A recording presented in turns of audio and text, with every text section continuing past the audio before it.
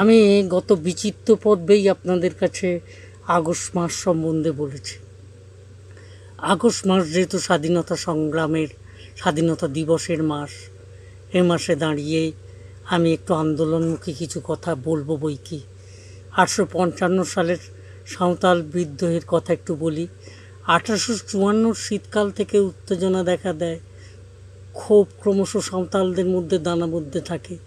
এটার কারণ খুঁজতে গেলে দেখা যায় যে উচ্চবর্ণের হিন্দুরা সৎ সহায়হীন সাঁওতালদের বিভিন্নভাবে শোষণ করেছে বহু যুগ ধরে।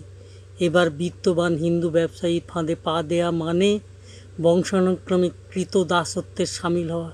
হিন্দুরা মূলত মহাজনী কারবারে এদের বেঁধে ফেলত। তখন এদেশে 200 মাইল রেল লাইন বসছে, দিন মজুর দরকার অজস্র। সাঁওতাল অদৃশ্য অঞ্চলের গা ঘেঁষে বসছে রেল লাইন। অতএব শ্রমিক মানে সাঁওতাল, আর তারা হচ্ছে দাস মজুর, প্রকৃত অর্থে কৃতদাস। মহাজনদের অত্যাচারে মাত্রা ছাড়িয়ে যায়, আর এরই প্রতিবাদে হয়েছিল সাঁওতাল বিদ্রোহ, যা হচ্ছে শোষণের বিরুদ্ধে সোচ্চার প্রতিবাদ।